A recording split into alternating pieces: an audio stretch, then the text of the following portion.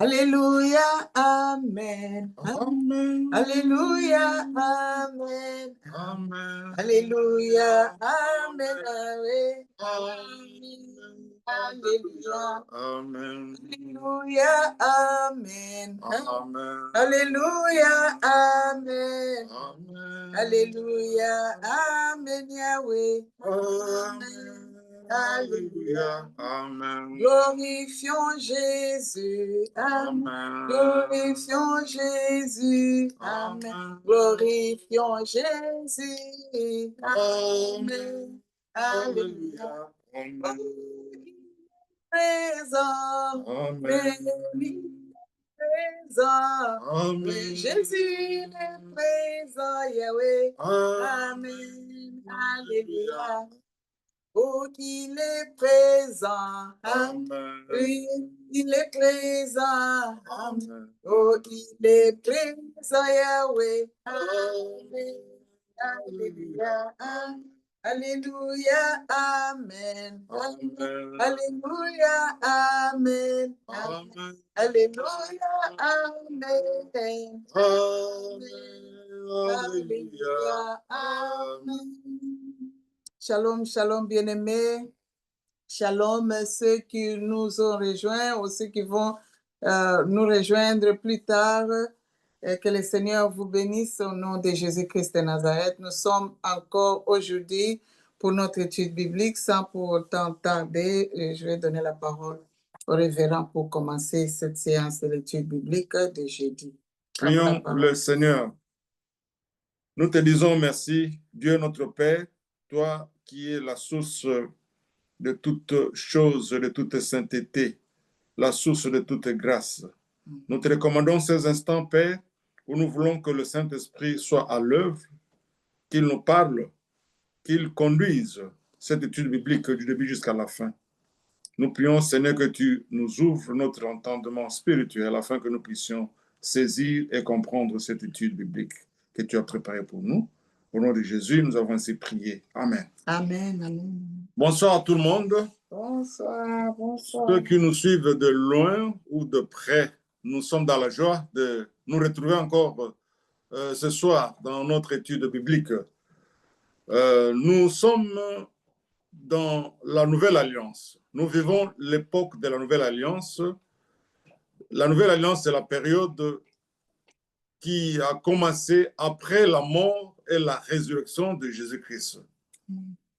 Jésus-Christ, quand il a partagé la Sainte Seine, il avait prophétisé. Quand il a pris la coupe, il a dit que cette coupe est la coupe en mon sang, la coupe de la Nouvelle Alliance en mon sang. Jésus prophétisait la Nouvelle Alliance qui devait commencer après sa mort et sa résurrection. Et nous la vivons maintenant. Nous sommes nés après la mort et la résurrection de Jésus-Christ. Nous sommes nés dans la période de la Nouvelle Alliance. Voilà pourquoi, bien aimés dans le Seigneur, nos enseignements sont basés sur la grâce de Dieu, l'amour de Dieu, le pardon de Dieu, la miséricorde de Dieu. Et nous cheminons avec notre enseignement sur... nous avions commencé une série d'enseignements. Nous avons parlé de la création, nous avons parlé de l'esprit. Et la fois passée, nous avions parlé du baptême du Saint-Esprit, un sujet qui est vraiment contradictoire avec la Bible. Il y a de ceux qui ne suivent même pas la Bible, mais parlent de cela. Et nous avions, à la lumière de la parole de Dieu, étudié cela la fois passée. C'était vraiment intéressant. Ceux qui n'étaient pas là peuvent aller à YouTube et puis suivre les enseignements. Aujourd'hui, nous allons parler d'un autre sujet qui est encore très important et aussi un sujet qui sème aussi l'incompréhension ou le manque de comprendre le sujet. Nous allons parler d'un sujet que j'ai intitulé « Le parler en langue ». Le parler en langue. C'est quoi le parler en langue? Comment définir le parler en langue? Selon la Bible, je dirais que le parler en langue est un don qui vient du Saint-Esprit. La fois passée, rappelez-vous, nous avons parlé du baptême du Saint-Esprit. Nous avions dit que une personne qui est née de nouveau bénéficie de Jésus-Christ et du Saint-Esprit. Jésus-Christ vient habiter dans la vie de la personne et son corps devient le temple du Saint-Esprit. La personne est baptisée dans la mort et la résurrection de Christ, ensevelie, ressuscitée avec Christ et assis dans les lieux célestes. Nous avions vu cela la fois passée et aujourd'hui, nous parlons du parler en langue. Le parler en langue, nous allons bien élaborer cela selon la lumière, selon les Écritures, la lumière des Écritures, ou à la lumière des Écritures. Je disais que je définis le parler en langue selon la Bible comme un don qui vient du Saint-Esprit, un don spirituel qui permet à un croyant ou à une personne qui est née de nouveau de parler dans une langue inconnue, mais comprise par d'autres qui parlent cette même langue. Vous voyez? Donc, le parler en langue, c'est parler dans une langue inconnue du locuteur, c'est-à-dire la personne qui parle cette langue ne connaît pas cette langue, mais parle par, la personne est conduite par le Saint-Esprit. Donc, la personne est dirigée par le Saint-Esprit et parle une langue que d'autres personnes comprennent et entendent dans leur langue. C'est ça l'explication du parler en langue. Donc, le parler en langue n'est pas une langue que les gens ne comprennent pas, ou ne pas une langue où les gens chuchotent, ou une langue où les gens parlent n'importe quoi. Mais c'est une langue que les gens comprennent, que les gens parlent, et une langue qui appartient, une langue étrangère qui appartient à un groupe de gens ou à une nation. Voilà le parler en langue. Généralement, cette langue est une langue étrangère que l'on n'a pas apprise, mais des langues humaines connues et comprises par ceux qui parlent cette langue. Je donne un exemple. Un Américain qui ne connaît pas le Lingala va au Congo et parle en Lingala. Alors les gens sont étonnés. Mais c'est quoi ça?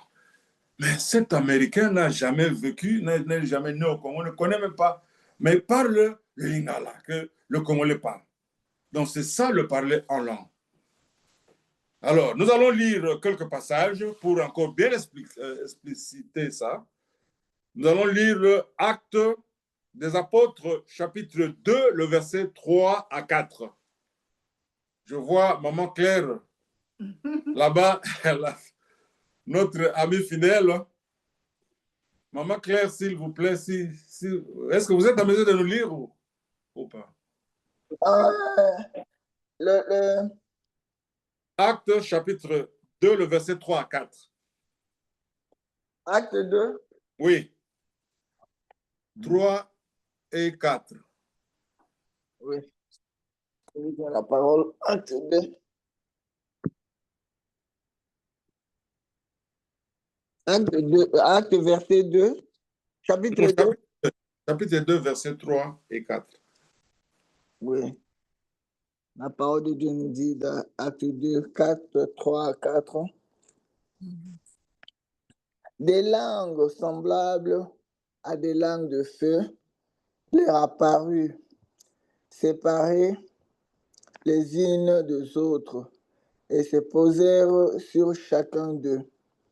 Et ils furent tous remplis du Saint-Esprit et se mirent à parler en d'autres langues, selon l'Esprit leur donnait de s'exprimer. Parole du Seigneur. Amen.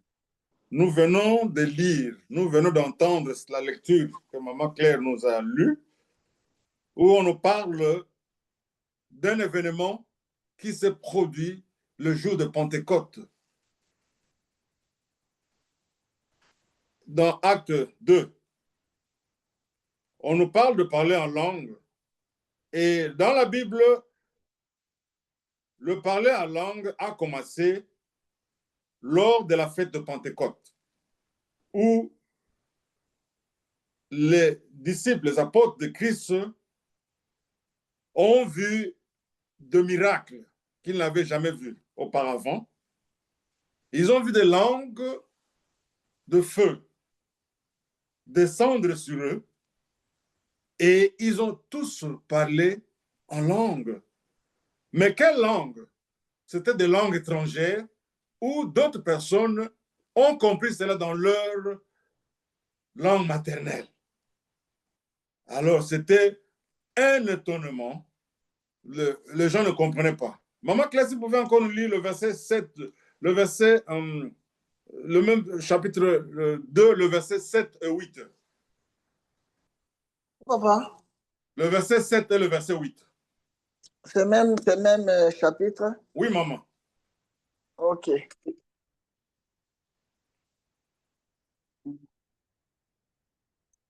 Le verset 7 et 8, j'ai dit la parole. Mhm.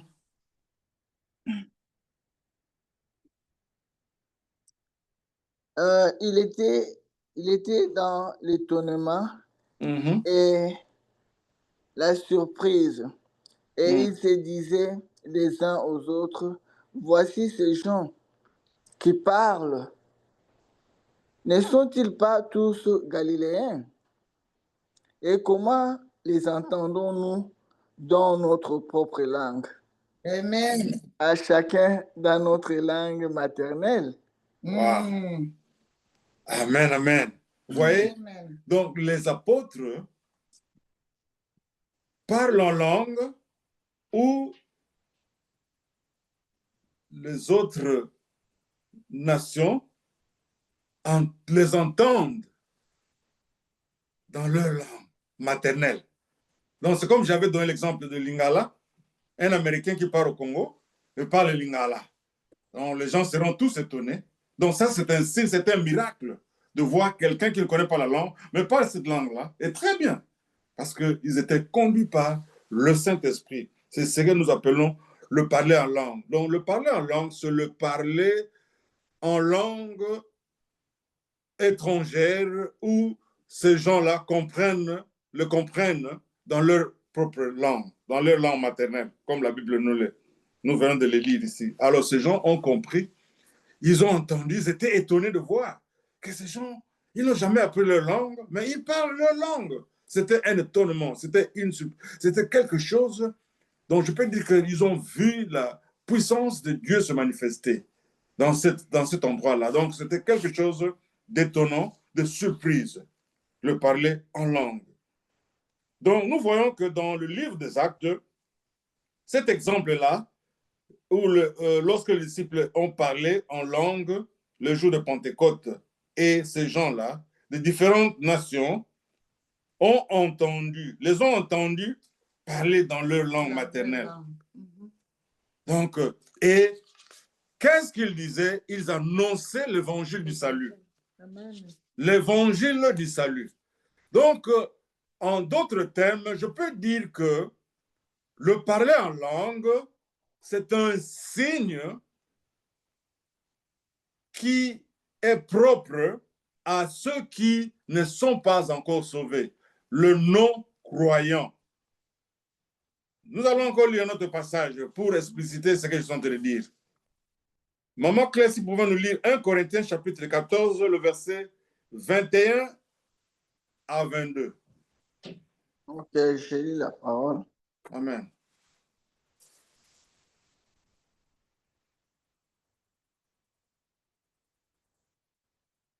Un Corinthiens 14, 21 à 22. Oui, nous lisons la parole. 1 Corinthiens, chapitre 14, hein? Oui, maman. Oui. 21 À 22. à 22. Nous lisons la parole. Il est écrit dans la loi, c'est par les hommes d'une autre langue et par les lèvres d'étrangers que je parlerai à ce peuple. Et ils ne m'écouteront pas, même ainsi. Ainsi dit l'Éternel. Par conséquent, les langues sont un signe, non pour le croyant, mais pour le non-croyant. La prophétie, au contraire, est un signe, non pour le non-croyant, mais pour les croyants. Parole du Seigneur.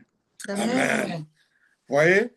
Donc, le même apôtre, Paul, mais dans Corinthiens, ici, le verset, nous avons lu dans Actes, maintenant dans Corinthiens, où nous avons vu le signe. Les gens étaient étonnés, ils étaient dans la surprise de voir les apôtres parler dans leur langue maternelle. Et nous voyons ici, c'était un signe, pas pour le croyant, mais pour le non-croyant, pour qu'il vienne à Christ, pour qu'il soit sauvé. Alors, si nous pouvons, nous allons voir cela. Si je posais la question, est-ce que la langue est-elle adressée à tout le monde? Est-ce que tout le monde qui est né de nouveau doit parler en langue? La réponse nous vient dans ce que nous allons lire. Maman Claire, si vous pouvez nous lire 1 Corinthiens chapitre 12, le verset 29 à 30. Nous allons lire cela et puis nous allons continuer notre étude biblique. 1 Corinthiens 12, 29 à 30, oui. Ouais. Nous lisons la parole dans 1 Corinthiens 12, 29 à 30. Tous sont-ils apôtres? Tous sont-ils prophètes? Tous sont-ils docteurs? Tous sont-ils le don de miracles? Tous ont-ils le don de guérison? Tous parlent-ils en langue? Tous interprètent-ils? Aspirez au don le meilleur et je vais encore vous montrer une voie par excellence. Amen. Bien-aimés dans le Seigneur, nous voyons aussi la question que Paul pose. Est-ce que tous sont des prophètes? Tous sont des apôtres? Tous sont des évangélistes? Tous sont des docteurs? Est-ce que tous parlent-ils en langue? Tous prophétisent? La réponse, non. Non. Parce que si tous prophétisaient, on n'allait même pas parler de ça. Donc nous voyons que tous ne prophétisent pas. Alors, nous voyons aujourd'hui, nous entendons des gens qui disent que le parler des langues, tout le monde peut parler en langue, alors que c'est un don. Donc, le don, c'est quelque chose que Dieu ne donne pas à tout le monde, mais Dieu donne à certains particuliers. Oui. Donc, tout le monde n'a pas le don d'évangélisation, tout le monde n'a pas le don de prophétie, tout le monde n'a pas les dons de guérison, tout le monde n'a pas les dons de langue. Donc, le parler en langue, c'est un don qui vient du Saint-Esprit à qui Dieu veut. Et nous devons comprendre cela.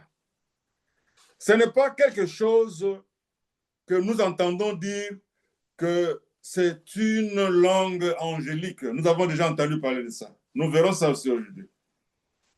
Nous ne connaissons pas la langue angélique, mais c'est écrit dans la Bible, mais les gens disent cette... Alors, si nous ne connaissons pas la langue angélique, comment nous allons comprendre le parler en langue qui est parlé dans cette langue-là? Le vrai parler en langue, le vrai sens du parler en langue est exprimé dans le langage que les gens comprennent. C'est ça le parler en langue. Donc, nous devons savoir cela. Sinon, nous resterons dans la confusion de cela. Donc, je disais que le parler en langue est un don miraculeux. Nous avons vu ça. Que Dieu a utilisé par le canal de ses disciples, de ses apôtres, le jour de Pentecôte, pour extendre, pour communiquer, pour partager l'évangile du salut à ceux qui n'étaient pas encore sauvés. Donc, c'est un signe évangélistique, comme on le dit, pour évangéliser, pour communiquer le message du salut à ceux qui ne comprennent pas. Dieu s'est choisi des apôtres dans cette époque-là. C'était un événement unique parce qu'on n'a jamais entendu parler de ça. Donc, cela peut se faire aujourd'hui ici, mais en tout cas, cet événement-là, c'était unique dans son temps. Et comme la Bible ne se contredit pas, donc nous pouvons avoir peut-être ce genre d'événement aussi dans la Nouvelle Alliance. Mais en tout cas, cela s'est passé à l'époque comme nous verrons dans les questions, l'Église ou l'Église primitive a commencé dans cette époque-là. Donc Dieu voulait que le Saint-Esprit soit en œuvre, que ce don-là s'approprie à certains des gens pour qu'ils puissent parler. Vous vous rappellerez que, à part le jour de Pentecôte, les disciples ne parlaient plus cela. Mais il y a Paul qui parlait cela quand il allait évangéliser. Donc, ce n'était pas tout le monde qui avait ça. Donc, mais ces jours-là, ils ont parlé. Et après, bon, Paul n'était pas là quand ils ont parlé. Paul est venu après. Oui, et il a utilisé cela. Il allait dans d'autres pays où que nous appelons le non-juif, comme les Corinthiens, les Philippiens, les Galétiens, les Galates, pardon. Donc, pour parler, évangéliser le non-juif. Donc, c'est vraiment important de savoir que le parler en langue est très important. C'est vraiment très bon, c'est bien pour essayer de convaincre ceux qui sont crédules ou ceux qui ne croient pas, ceux qui sont incrédules, pardon. Donc, ceux qui ne croient pas à l'évangile du salut. Donc, quand ils verront des choses comme ça, ils vont croire. Je me rappelle de Thomas. Vous connaissez Thomas? Thomas, quand on lui a dit que Jésus-Christ était ressuscité, Thomas a dit, en tout cas, si moi, je ne vois pas un signe, si moi, je ne vois pas Jésus se met les marques de clous en ses mains et à sa côte, en tout cas, je ne croirais pas que Jésus est ressuscité. Vous voyez? Alors, quand il a vu les signes, il a cru directement. Mon Seigneur et mon Dieu.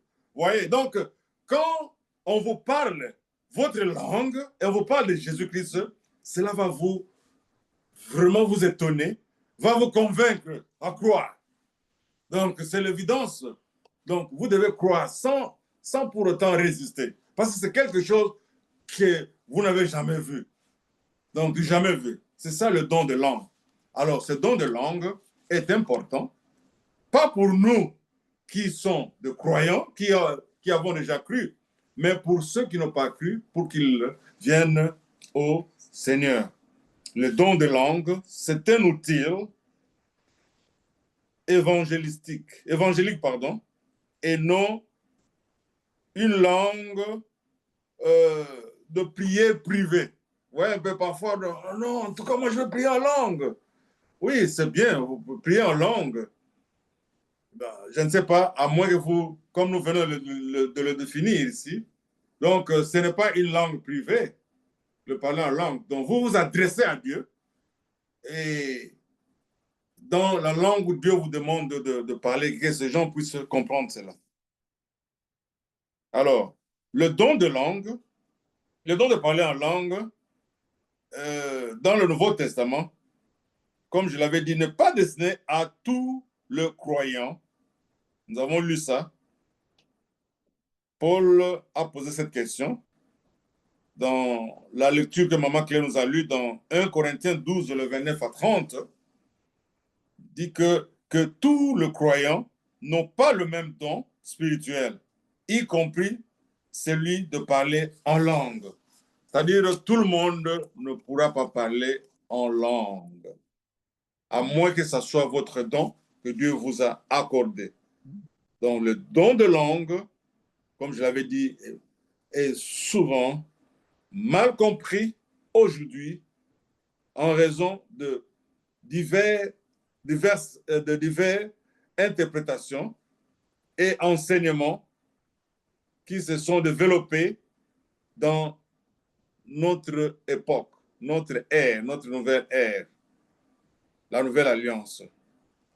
Dans le Nouveau Testament, le don de langue était présenté comme un moyen de partager le message de l'Évangile. Nous avons lu dans Acte 2 et c'était un don missionnaire destiné à l'évangélisation et ce n'était pas un langage angélique comme parfois nous l'entendons. Donc il est très important de savoir, et Dieu l'a développé vraiment le jour de Pentecôte, quand il l'a utilisé. Et lorsque nous lisons dans 1 Corinthiens, nous voyons cela dans 1 Corinthiens, où on parle aussi de langue, mais ce n'est pas vraiment ce genre de langue. On parle de langue angélique, des anges. Si nous pouvons lire cela aussi pour avoir une clarification, comme c'est l'étude biblique, 1 Corinthiens chapitre 13, le verset 1 à 3. Maman Claire, si vous pouvez nous lire cela, et nous allons continuer. Merci, papa, pour la parole. J'ai lu 1 Corinthiens 13, 1 1 à 4. 1 à 3. À 3. Oui.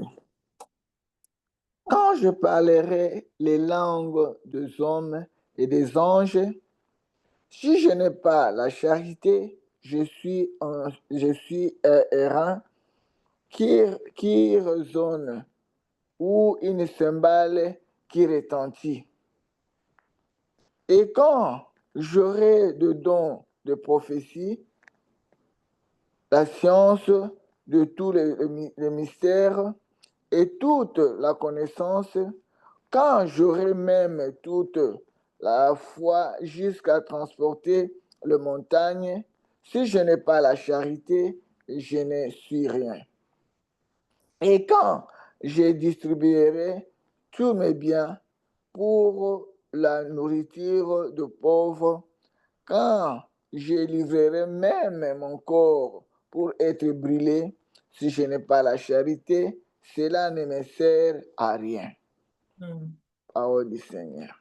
Amen. Amen. Voyez, donc vous pouvez, ici, Paul est en train de parler quelque chose de très, très important.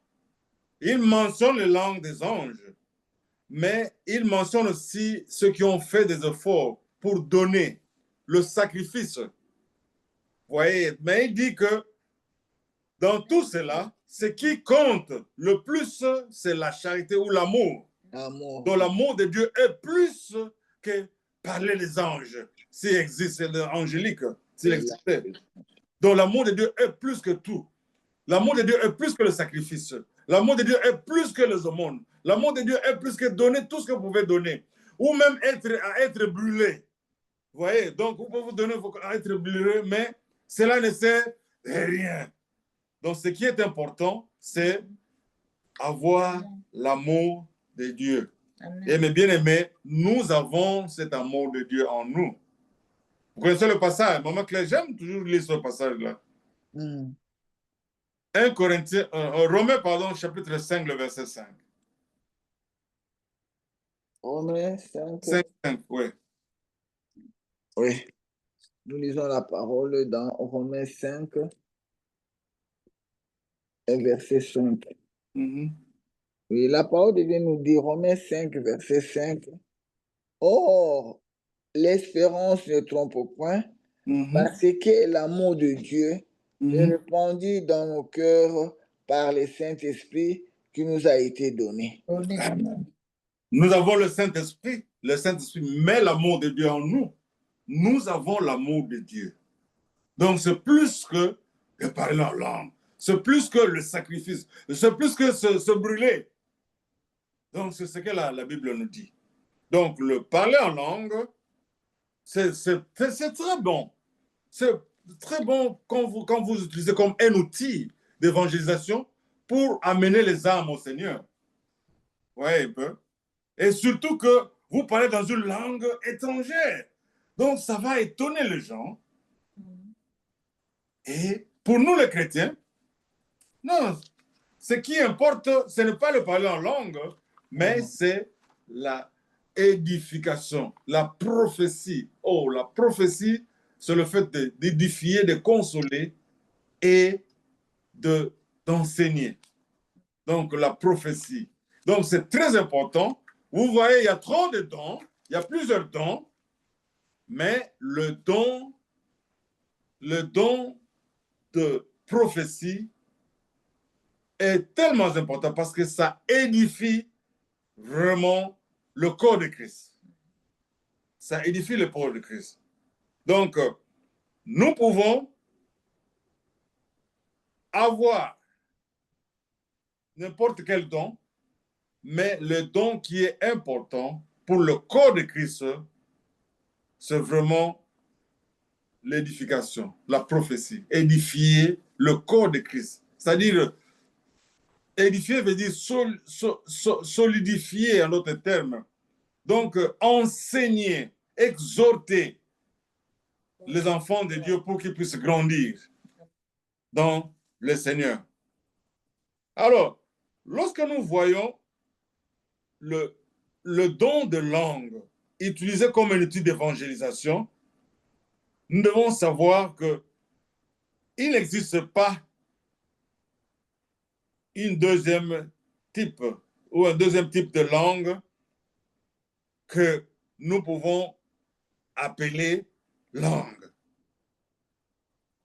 Prochainement, nous parlerons d'autres, ce que nous entendons parler de ça aussi.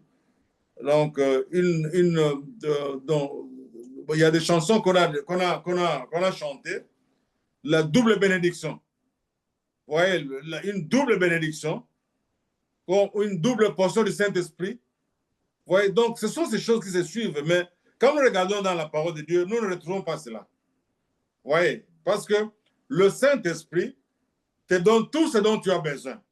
Donc, il n'y a pas une double portion du Saint-Esprit. Mais le Saint-Esprit te donne l'onction. Il y a une seule onction, il n'y a pas une double onction. Vous voyez, je n'ai jamais vu dans la Bible où on parle de double onction. Mais les gens viennent avec ces termes-là pour essayer un peu d'attirer l'attention des gens. Alors, quand vous entendez une double portion du Saint-Esprit, alors là, les gens sont motivés. Donc, les gens vraiment, ils font attention. Donc, ils disent, nous voulons voir cela. Venez, venez, vous allez avoir une double portion du Saint-Esprit. Mais vous l'avez déjà. Vous l'avez déjà. Amen, amen. Amen. Donc, nous voyons ici que, surtout dans le passage que Maman Claire nous a lu, où on nous parle de langue, c'était un signe non pour le croyant, mais pour le non-croyant ou les incroyants. La prophétie, au contraire, est un signe pour c'est un signe non pour le non-croyant, mais par contre pour le croyant. Donc ce verset, vraiment, ça doit nous enseigner beaucoup de leçons. Donc nous devons comprendre cela pour que nous ne soyons pas basculés ou nous ne pouvons pas suivre n'importe quoi. Nous soyons flottés par le vent. Si on vient nous dire que non, écoutez, vous devez parler en langue. Alors, vous savez, bon, qu'il y a un enseignement ici qu'on va vous enseigner, on va vous apprendre à parler en langue. Bien aimé, quand nous avons vu les disciples parler, on ne les a même pas enseignés. C'était le don du Saint-Esprit qui leur a poussé de parler en langue. Mais je vous dirais ceci, une fois nous étions allés avec nos enfants dans une retraite à Ashland. Alors, il y avait quelqu'un qui disait que vous pouvez parler en langue, on peut vous apprendre à parler en langue. On a essayé, ça n'a pas tenu. Ça n'a pas tenu. Donc c'est pour dire qu'on ne peut pas apprendre aux gens de parler en langue, parce que c'est un don du Saint-Esprit. Vous savez, il y a un homme qui s'appelait Simon. Ouais, il a vu que Paul faisait des miracles. Alors, il voulait maintenant s'approprier avec l'argent dit, est-ce que tu peux me vendre ces dons-là pour que je puisse aussi faire des miracles que tu fasses? Alors, Paul lui a dit, non, ça c'est le don de Dieu. C'est le don de Dieu. Donc, ça ne peut pas s'acheter. La même chose, le parler en langue ne peut pas être appris par une autre personne. C'est le don du Saint-Esprit. Donc, si vous avez le Saint-Esprit, Dieu peut vous accorder ces dons-là, selon le bon vouloir de sa volonté. Donc, ce n'est pas à nous de vouloir s'approprier de cela ou de force. Non, je vais apprendre une série de leçons pour parler en langue. J'ai un ami qui est pasteur aujourd'hui. Il est allé dans le Dewey où on leur apprenait à parler en langue jusqu'au jour quand il a reçu le Seigneur. Quand je lui ai parlé de ça, alors il a rigolé. En tout cas, il avait perdu son temps. Il a bien compris la parole de Dieu. Donc, le parler en langue, ce n'est pas quelque chose qu'on doit nous apprendre parce que c'est le don de Dieu. Ça vient de Dieu, ça vient du Saint-Esprit. Donc, dès que vous avez le Saint-Esprit, vous pouvez avoir cela. Mais tout le monde n'a pas le don de parler en langue. C'est comme tout le monde n'a pas le don de prophétie. C'est comme tout le monde n'a pas le don de miracle. C'est comme tout le monde n'a pas le don de guérison. Donc, chacun a le don selon le bon vouloir de Dieu. C'est Dieu qui nous l'accorde selon sa volonté. Voilà pourquoi, bien aimé dans le Seigneur, il est important que nous puissions apprendre ça, enseigner ça et que nous puissions être dans le même diapason. Donc, en résumé, je dirais ceci. Le parler en langue est très important et utile pour amener le non-croyant au Seigneur, leur parler dans leur langue maternelle afin qu'ils comprennent l'évangile du salut et qu'ils viennent à Jésus-Christ. Le parler en langue n'est pas quelque chose que nous devons apprendre d'une autre personne. C'est un don, c'est le don de Dieu et nous devons faire confiance en Dieu et nous devons croire en ce que la Bible nous dit. Tout le monde ne parle pas en langue. Tout le monde ne prophétise pas. Tout le monde n'est pas enseignant. Tout le monde n'est pas docteur. Mais il y a de ceux qui sont des docteurs, des enseignants, et qui parlent en langue, qui évangélisent. Tout le monde peut évangéliser. Mais quand je parle du don, vous savez, tout le monde peut évangéliser, tout le monde peut donner le témoignage. Mais quand vous avez les dons, donc ça va au-delà de ce que nous imaginons. Oui. Donc, c'est comme la Bible nous dit qu'il y a des témoignages. J'aimerais que Maman Claire nous lise cela. J'aime ce passage. 1 Jean chapitre 5, le verset 9. 1 Jean. 1 Jean 5, le verset 9. Oui. Nous lisons la parole 1 Jean 5. Le verset 9 nous dit Si nous recevons les témoignages des hommes, le témoignage de Dieu est plus grand. Car le témoignage de Dieu consiste en ce qu'il a rendu témoignage de son Fils. Amen. Amen. Oui. Donc, il y a des témoignages, il y a de plus grands témoignages des hommes. Mais il y a des témoignages. Le témoignage de Dieu est plus grand que le témoignage de Dieu. C'est comme je disais que le témoignage de Dieu est plus grand que le témoignage des hommes. Et ce témoignage, c'est à l'égard de Jésus-Christ. Parce que c'est Jésus-Christ qui nous donne le salut, nous sauve. Donc, c'est un grand témoignage de recevoir Jésus-Christ. Et si nous voulons entendre ce témoignage, Maman Claire, lisez-nous le verset 10. Quel est ce témoignage? Oui, nous lisons le verset 10 de 1 Jean 5. Celui qui croit au Fils de Dieu a ce témoignage en lui-même. Celui qui ne croit pas le fait menteur, puisqu'il ne croit pas au témoignage que Dieu a rendu à son Fils. Le verset 10, le 12. Le verset 12. Mhm. Celui qui a le Fils a la vie. Mhm. Celui qui n'a pas le Fils de Dieu Mhm. n'a pas la vie. Voilà le témoignage de Dieu. Dieu veut vous donner la vie. Et cette vie, c'est la vie éternelle. Donc, c'est le plus grand témoignage que nous pouvons avoir et vraiment partager. Donc, j'ai reçu Christ, j'ai la vie éternelle. C'est le plus grand témoignage. Dieu lui-même a témoigné cela. Oui. Donc, je parlais de langue, je parlais de dons, mais ici, c'est comme je dis, tout le monde n'a pas le don de langue. Oui. Donc, Dieu l'accorde à qui il veut. Et si vous l'avez, gloire à Dieu, vous allez faire le travail que Dieu vous demande de faire. Si vous ne l'avez pas, gloire à Dieu, vous continuez à faire d'autres travaux que Dieu vous a accordés. Chacun a au moins un don. Donc, c'est question de demander à Dieu la sagesse pour que vous puissiez comprendre votre don et vous pouvez l'exercer. Mais pour ce qui nous concerne aujourd'hui, le don de langue est vraiment important pour l'évangélisation. C'est un outil très important pour attirer ceux qui sont incrédules, qui ne croient pas. Et quand vous utilisez leur langue, cela va leur attirer à l'évangile de Christ et ils seront sauvés. Que Dieu bénisse sa parole. Amen. Amen. Nous allons passer aux questions. Amen, amen. Amen. Que Dieu soit loué. Nos questions. La première question, quel est le contexte culturel et historique de ce que nous avons appris aujourd'hui? Le plus grand verset, donc, disons le verset principal, c'est de Actes chapitre 2, le verset 3 à 4.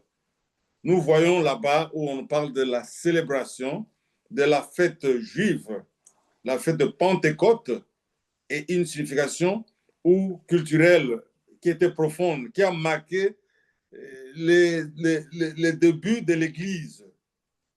Vous voyez, l'Église primitive. Ça a commencé à Actes des Apôtres. Si vous lisez là, vous verrez que vraiment c'était le début. Donc, c'est ça la culture. Donc, le contexte culturel, la fête juive, qui a amené aux gens de ceux qui ne croyaient pas à Christ de croire. Parce que Dieu a utilisé les apôtres à parler dans leur langue maternelle. Donc, c'était une surprise. Quelque chose vraiment d'étonnant.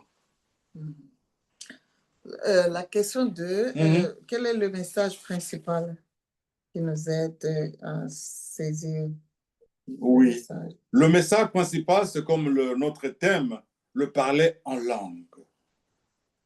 La Bible nous dit que les disciples, les apôtres ont parlé dans des langues inconnues où les gens ont compris le message dans leur propre langue, dans leur langue maternelle. Voilà l'essentiel. Voilà le message clé. Les gens ont compris parce que Dieu a utilisé les apôtres, leur a donné le don de langue pour que ces gens comprennent le message de l'évangile dans leur langue habituelle. Amen, amen. Amen. Troisième question. Comment ces passages se placent ou se rapportent-ils dans l'ensemble de la Bible, la parole de Dieu? Oui. Le parler en langue, donc c'était un passage qui a été prophétisé dans le temps de Joël. Vous savez, dans Joël, le chapitre 2, si nous, je ne sais pas si on va lire, est-ce qu'on a encore le temps? Donc, on a vu la prophétie dans Joël, que Joël, chapitre 2, je peux vous donner rapidement le...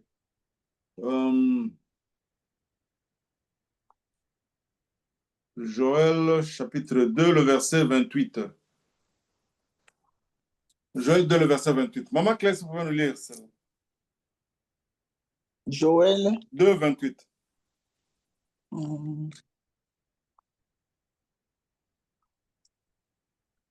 Ok. J'ai lu la parole dans Joël 2.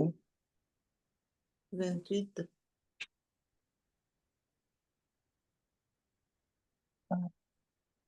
Joël, je le passe.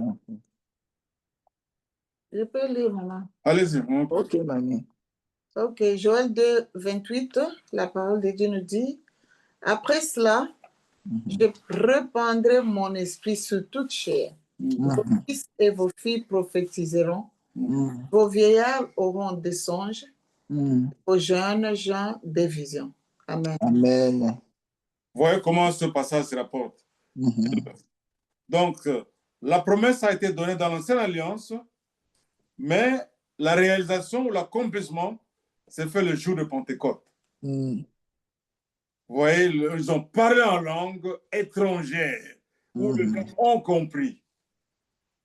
Donc, ils ont aussi prophétisé. Quand nous voyons d'autres passages, on verra qu'ils ont aussi prophétisé à cause du Saint-Esprit. Donc, le Saint-Esprit a donné le don de langue pour que les gens puissent vraiment recevoir le salut. Donc, c'est vraiment très important. Donc, ce passage est vraiment, dans la Bible, vraiment, c'est complet. La question 4, quelles sont les implications d'aujourd'hui dans notre vie, dans la marche? Oui, les implications, nous devons savoir que tout le monde ne parle pas en langue. Amen. Donc, c'est très important.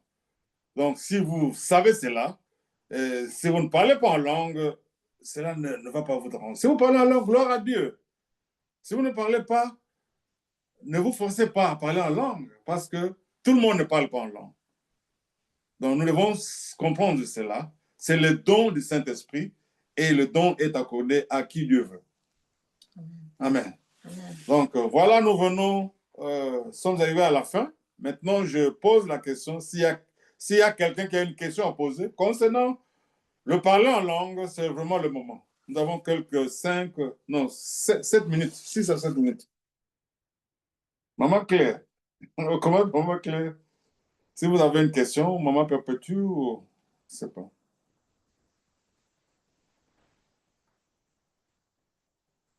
Moi, c'est que j'ai compris, c'est qu'on dit que si vous parlez en langue dans l'assemblée, s'il n'y a pas d'interprète, vous savez, si pour l'édification du peuple, il faut cesser.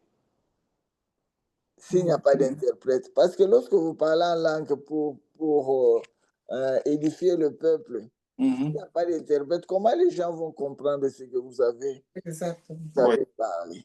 Oui. C'est vrai. Oui, on ne comprend pas. Oui. Alors, cette langue-là, ça doit être une langue étrangère que l'Assemblée ne comprend pas. Et une personne, par exemple, la personne parle en Swahili en Amérique. Vous voyez? Et il y a une autre personne que Dieu touche qui interprète maintenant le Swahili en anglais pour que les Américains comprennent. C'est dans ce sens-là qu'on nous parle. Ouais. Donc, sinon, ça ne sert à rien de parler en langue s'il n'y a pas d'interprétation. Donc, l'interprétation, ça doit être aussi quelqu'un qui connaît cette langue-là. Donc, c'est une langue qui est connue et que les gens ne connaissent pas. Et la personne interprète dans cette langue-là. Amen. Amen. Oui. Et nous, vous savez, Maman Claire, c'est ce que vous venez de dire, c'est on n'a pas lu ça, mais si on pouvait lire le verset, bon, on n'a pas lu. Si nous pouvons lire, comme c'est l'étude biblique, si nous rentrons encore dans le texte qu'on avait lu, 1 Corinthiens 14, le verset 22, on s'est arrêté à le verset 22, mais si nous lisons le verset 23, c'est là où on nous parle, le verset 23. 1 Corinthiens 14, 23. Oui, maman. Oui, nous lisons la parole dans 1 Corinthiens 14, 23. La parole de Dieu nous dit, si donc, dans une assemblée de l'Église entière, tous parlent la langue et qu'il survient des hommes du peuple ou de non-croyants, ne diront-ils pas que vous êtes fous? Amen. Ouais, donc c'est pour dire que si on parle et qu'on n'interprète pas, donc ça n'a pas de sens. Non. Oui, donc c'est pourquoi il faut avoir une interprétation. Amen. Sinon, donc, ça n'a pas de sens. Et parfois, nous voyons dans nos assemblées, quelqu'un parle, il n'y a pas d'interprétation, il n'y a pas de quoi ça, d'interprétation. Donc, Les langues sont bien pour nous, pas de mots. hein? Donc, Maman Claire, vous avez raison, c'est vrai. Oui, il faut qu'il y ait quelqu'un qui puisse interpréter cela. Qui comprend la Qui langue. comprend d'abord la langue et puis interprète. Amen. Je Amen. vais ajouter, je pense que c'est ça que on vient de lire ça au université. J'ai maintenant compris ce que Paul voulait dire dans 1 Corinthiens 14. Il a même dit à l'Assemblée que je parle même. Donc, d'abord, il y avait un désordre. Donc, c'est ça la raison pour laquelle il voulait interpeller. Il y avait un désordre dans l'Assemblée et Paul a commencé à parler. Il était vraiment mécontent de voir comment les gens parlaient en désordre. Il voulait mettre de l'ordre et il a dit toutes ces choses. Dans toutes ces choses, il dit, je parle même en langue plus que vous. Donc, pour dire que quand il parlait évangéliser, il parlait la langue de la ville là où il était. Donc, les gens le comprenaient dans leur propre langue maternelle. Donc, Paul parlait en langue. Je ne sais pas si les deux apôtres qui étaient le jour de Pentecôte ont parlé en langue comme Paul. Mais Paul parlait en langue. Donc, quand il partait pour planter les églises, quand il parlait, le Saint-Esprit en lui faisait sortir des langues de maternelle de ces gens-là à qui il s'adressait. C'est ça que j'ai compris ici. En tout cas, j'ai réfléchi sur ça et moi-même, j'ai demandé au Saint-Esprit de me donner la sagesse quand il s'agit de parler en langue. Donc, ça donne beaucoup de confusion dans l'Assemblée de Dieu, dans la parole, dans l'Assemblée, donc dans l'Église locale, l'Église de Christ. Alors, nous avons des conflits pour rien, alors que nous avons notre dénominateur commun, c'est Jésus-Christ. C'est ça qui est important. Quand nous sommes sauvés, c'est le plus grand témoignage, c'est être sauvé et appartenir à Dieu. Donc, c'est ça le plus grand témoignage. Ce que le révérend venait de mentionner, c'est vrai que nous sommes partis, je pense qu'il a oublié une partie, c'est les enfants ont été enseignés à parler en langue. Là, on est parti à Ashland. Donc, on nous enseignait, non pas nous, mais les enfants étaient en choc. Ils étaient choqués parce que nous, à la maison, on les enseignait que c'était un don. Alors, ils nous ont abordés. On nous a fait parler des langues. On voulait que nous parlions en langue. Alors, nous, on leur a répondu que nous allons lire la Bible. On a fait sortir la Bible. Ils ont sorti leur Bible. Je pense que c'était en 2008. Ils ont sorti leur Bible. Nous aussi, nous avons sorti notre Bible. Nous avons lu. Leur papa a donné les passages. On a lu. On a posé les enfants la question. Selon vous, ce que vous avez lu là, est-ce qu'on dit qu'on peut enseigner ça? Ils disent non. Et alors, on leur a dit, allez avec ce que la parole de Dieu a dit. Et même aujourd'hui, mes enfants ont compris depuis maintenant, ils sont adultes. Ils savent que les parents là, on ne peut pas enseigner cela. Donc, c'est ça que je voulais ajouter.